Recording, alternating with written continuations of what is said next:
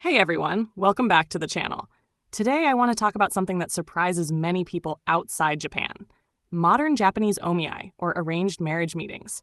When people hear the word arranged marriage, they often imagine something old-fashioned, forced, or outdated. But in today's Japan, omiai is very different.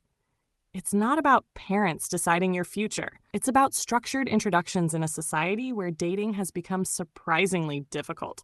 So today, I'll explain how modern omiai works, why it still exists, and what men and women should be careful about when participating.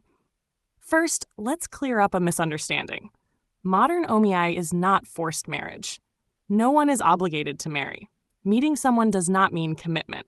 Either person can say no, politely, at any stage.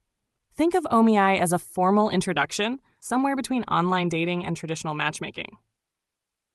So why does omiai still exist in Japan? One big reason is that dating culture in Japan is cautious and slow. Many people hesitate to approach strangers romantically. Workplaces discourage romantic advances. Social circles are often small. As a result, people who want to marry seriously may struggle to meet potential partners naturally. Omiai exists to solve that problem. In modern Japan, omiai usually happens in three ways. One is through matchmaking agencies. These agencies collect detailed profiles: education, job, income range, lifestyle, values, and marriage intentions. Another is through family or social connections, introductions by relatives, coworkers, or trusted friends. The third is through hybrid services, which combine online profiles with human coordinators. In all cases, the goal is the same: to meet someone who is already serious about marriage. Now let's talk about how an omiai meeting actually looks. The first meeting is usually short and polite. It often takes place in a hotel lounge or quiet cafe. Both people dress conservatively. The atmosphere is calm, not romantic. There is usually small talk about work, hobbies, family background, and future plans.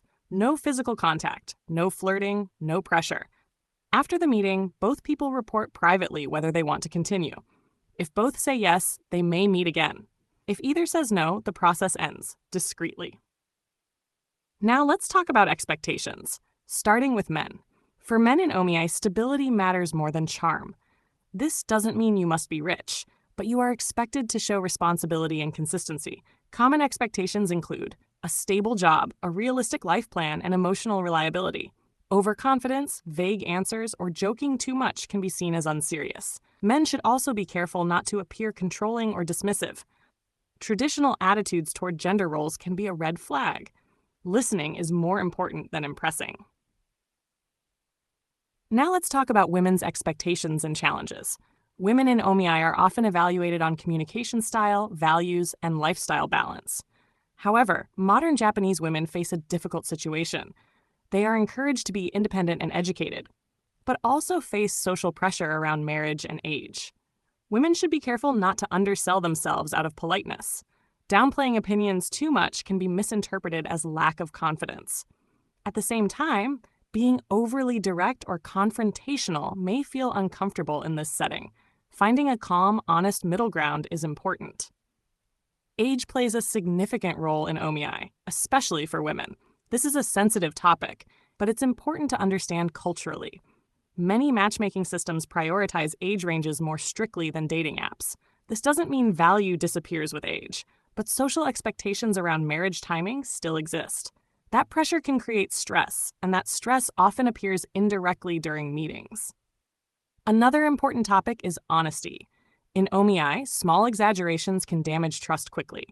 Income, job status, divorce history, and children are usually disclosed early.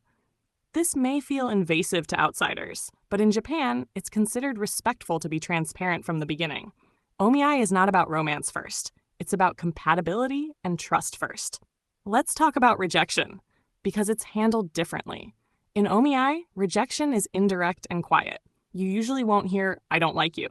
Instead, the agency or mediator will say something like, "They decided not to proceed."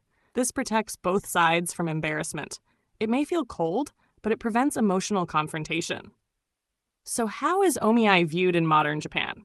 For some people, it's practical and efficient.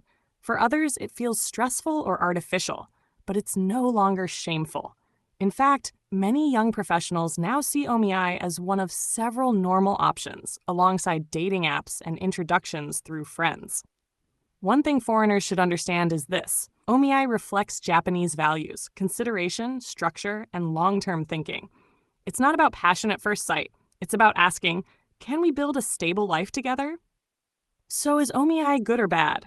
Like any system, it has strengths and weaknesses. It reduces ambiguity. It makes intentions clear. But it can also feel rigid and emotionally distant. Neither approach is superior. They simply reflect cultural priorities. If you ever hear that Japanese people don't date romantically, that's not true. Romance exists, but often after trust, not before. Omiai is one path that reflects that mindset. Thank you for watching. If this video helped you understand modern Japanese relationships a little better, please like, subscribe, and share your thoughts in the comments. And I'd love to ask you, how are serious relationships formed in your country? See you in the next video.